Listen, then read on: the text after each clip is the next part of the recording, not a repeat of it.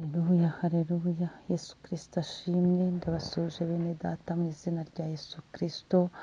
Mwese abo tubana mu mwanya wa niba turi buri gitondo, wowe uri hano mu gihugu cyacu cy'u Rwanda, abari ku migabane itandukanye y'isi, inshuti zanjye, abakristo b'itorero Elayono Mountain Church mu Rwanda.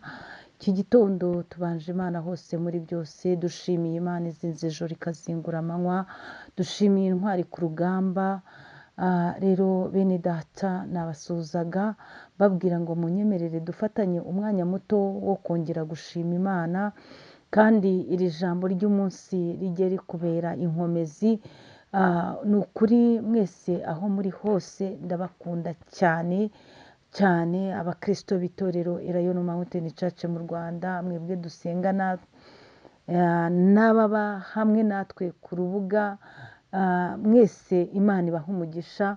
Inshuti zanjye zikora komenti, Imana ibanezeze, ibarebe neza, Imana ibampera umugisha. Uyu munsi Imana yongere igaruke ku buzima bwawe, Imana ishimwe cyane. Rero iki gitondo muri kumwe na Bishop Leonira, umushumba w'itorero Elayono Mountain Church mu Rwanda. Turacyari muri teme igira iti Imana ntikora kandi ntireba nk'abantu. Ntabwo Imana ikora nk'abantu, abantu ibyo bakora ni abantu, kandi abantu barangirana n'iminsi yabo yo kubaho, ariko Imana yo ikomeza gahunda zayo zo kugirira neza abantu yaremye. Imana ishimwe cyane. Iyo nkubwiye iri teme ivuga ngo Imana ntireba kandi ntikora nk'abantu, mba nshaka kukubwira ko ibiguhagaritse umutima ni iby'akanya gato. Mba nshaka kukubwira ko abakubabaza nabo ubwabo bakora icyo gikorwa cyo kukubabaza, ariko ntabwo baba bazi iminsi bazamara baseka. Birashoboka ko uyu munsi bari kukubabaza baseka, ariko noneho bakaba ari bo bazababara, cyangwa se nabo bazahura n'abababaza birenze ibyo bagukoreye.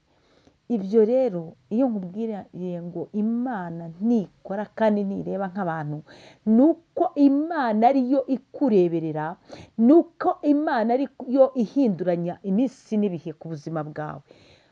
Ku bw'abana b'abantu rwose hari aho utari burenge, ariko Imana yonyine iravuga ngo kuko ndi Uwiteka kandi nkaba ngirira neza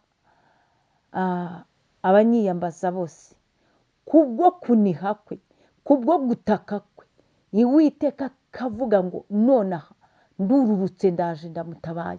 Niyo mpamvu kuri ya saha rega byaranze nyine, si uko batapanze, ariko byaranze. Nubwo bakubabaje ariko ntibageze kuri objective, ntibageze ku ntego zabo neza neza. Hari uburyo Imana rata yanyuzijemo akantu kameze nk'umurabyo. Ako kantu kameze nk'umurabyo kuko Imana idakora kandi itareba nk'abantu, ikakurengereramo basigara basiganuza ngo wa muntu bigenze gute. Niyo mpamvu uyu munsi urarya rwose bikemera, uyu munsi urambara bikemera, uyu munsi ibintu byaremeye. Ni uko Imana idakora kandi itareba nk'abantu. Ku bw'abantu ntabwo byari bushoboke, ntabwo wari bubirimo, baba barabikurukije cyangwa barabikunyaze, ariko Imana yarakwimanye. Imana ishimwe, Imana ihabwa icyubahiro. Nyemerera rero muri iki gitondo dusome ijambo ry'Imana. Tugiye gusoma igitabo cy'umuhanuzi Ezekiyeli, ibice 16. Imana ishimwe. Turahera ku murongo wa 5. Uyu muhanuzi abantu benshi bamwita ngo ni yewe mwana w'umuntu we. Akenshi amagambo ye atangira ngo mwana w'umuntu, mwana w'umuntu, mwana w'umuntu. Bivuga ngo ni ubuhanuzi yabwiraga abantu, ni ubuhanuzi yabwiraga umwana w'umuntu uwo ari we wese. Rero dusome umurongo wa 5. Handitse ngo iki? Nta wakurebanye imbabazi kugira ngo agukoreho ibyo akugiriye ibambe, ahubwo watawe ku gasozi ku munsi wavutseho kuko wangwaga. Imana ishimwe. Ahangaha ari kuvuga ko Yerusalemu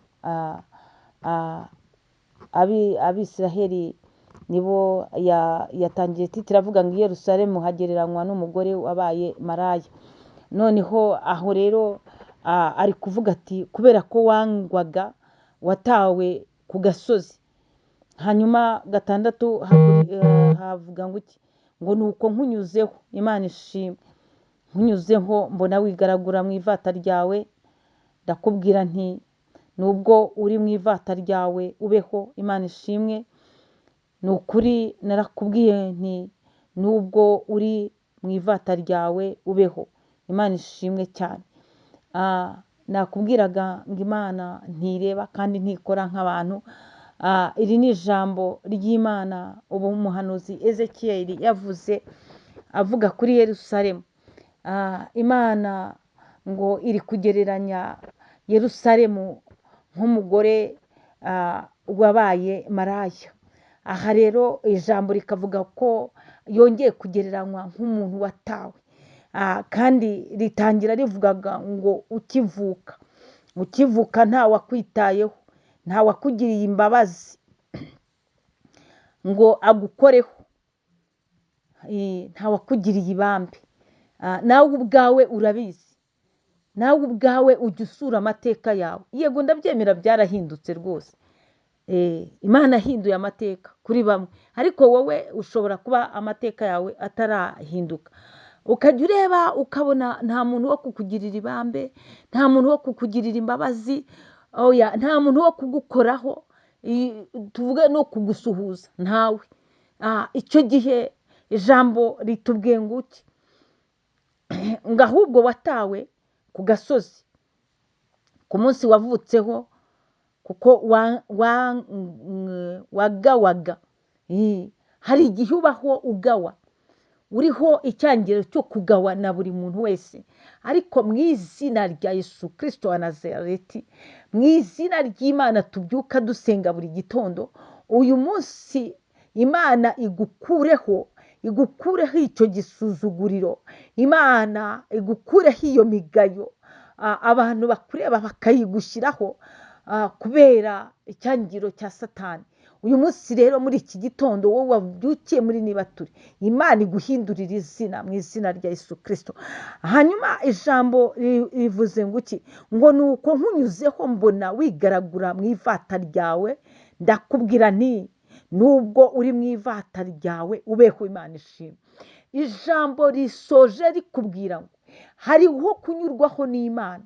Iri jambo Imana irihagararemo, ikunyureho mu buryo bw'umwuka, igira ibyirema mu izina rya Yesu. Nubwo uri kwigaragura mu bintu bidafatika, nubwo wigaragura mu buzima bubi, ariko Imana iravuze neza ngo ubeho mu izina rya Yesu Kristo. Nubeho mu izina rya Yesu.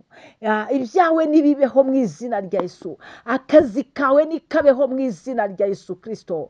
Kuko Imana itareba kandi idakora nk'abantu. Nubwo abantu bakubonaga uri uwo kugawa gusa, nubwo abantu bakubonaga wivuruguta wigaragura mu bimeze nk'ivata, udafite uwagukoraho, udafite uwagusiga akamuri, udafite uwagushyira mu tugususurutsa, ndavuga ni abakugirira neza. Nubwo nta n'umwe, nubwo umeze nk'uwatawe ku gasozi, ariko ijambo riratsindagiye riravuze ngo nubeho, kuko ribivuzwe n'Uwiteka. Ubeho, akazi nikabeho, urushako nirubeho mu izina rya Yesu Kristo. Uyu munsi bihinduke mu izina rya Yesu Kristo wa Nazareti. Imana ishimwe cyane, kuko Imana ntikora kandi ntireba nk'abantu. Abantu byarabananiye, abantu bagutaye kuri ako gasozi, abantu bavuze ko bitashoboka, abantu bagushyizeho umugayo mwinshi, ariko Uwiteka amaze kureba agasanga wigaragura mu bimeze nk'ivata, aravuze ngo baho, aravuze ngo akazi kabeho, aravuze ngo urushako rwemere, aravuze ngo nubyayire byemere mu izina rya Yesu Kristo. Nubwo wari uri kwigaragura, nubwo watawe rwose, nubwo wagawaga cyane, ariko Imana irategetse mu izina rya Yesu, iki gitondo niwakire kubaho, iki gitondo niwakire impinduka mu izina rya Yesu Kristo. Ndavuze ngo muhahe muronke, mugendane kwakira igitangaza gitunguranye mu izina rya Yesu Kristo, kuko biremwe n'Uwiteka. Shalom shalom, muhahe muronke.